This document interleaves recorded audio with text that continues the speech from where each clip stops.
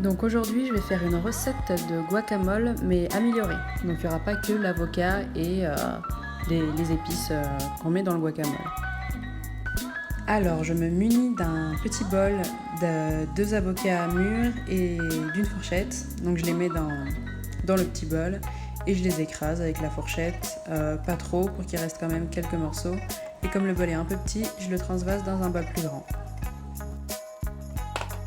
Alors ensuite dans un petit mixeur manuel, j'ai mis 2 échalotes, une petite tomate ronde et de la ciboulette et du persil. Et j'ai mixé tout ça pour que ça fasse des petits morceaux. Et ensuite on va incorporer le mélange dans le guacamole.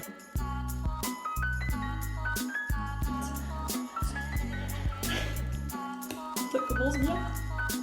Maintenant une étape très importante dans le guacamole, c'est les épices.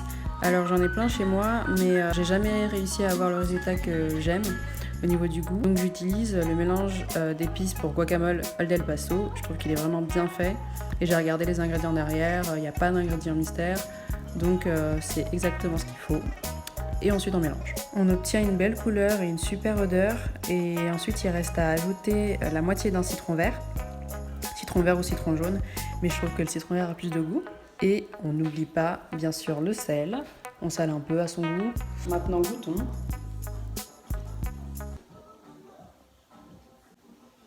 Mon Dieu, c'est délicieux. Oh mon Dieu, mais c'est la vie. C'est exceptionnel. D'habitude, je faisais juste le guacamole avec les avocats et le mélange d'épices. Et peut-être un peu d'huile d'olive ou je sais pas quoi de sel. Mais là, avec les échalotes hachées, la petite tomate avec un peu de fraîcheur et les herbes, c'est juste incroyable. C'est super bon. Ensuite, on va le manger avec des petits bâtonnets comme ça, des trucs italiens. Moi, j'aime bien ceux qui sont au romarin. Ceux-là, ils sont au romarin. Il y en a de nature aussi, mais le romarin, c'est très bien.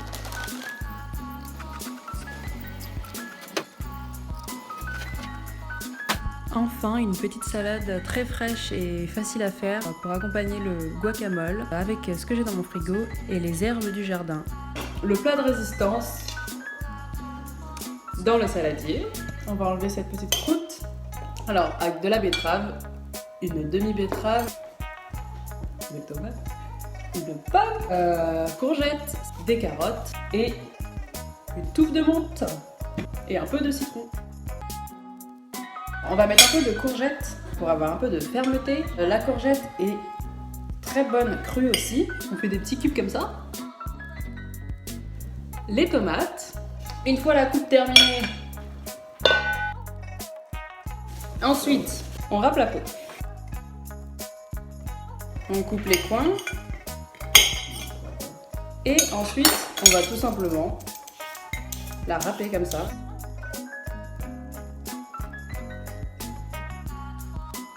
Il nous reste maintenant la pomme.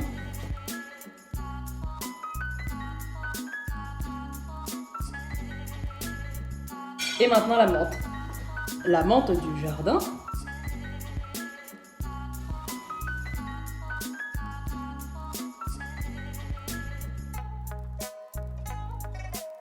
J'ai oublié le plus important, l'échalote. Ça va arriver. C'est bon. Ensuite on met un peu de sel comme ça. Pas comme ça.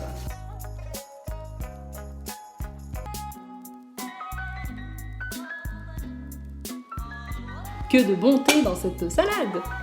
Maintenant on va déguster ça avec mon père. On se retrouve bientôt pour de nouvelles aventures culinaires. Répondez aussi au sondage juste à la fin de la vidéo pour choisir le thème de la prochaine vidéo.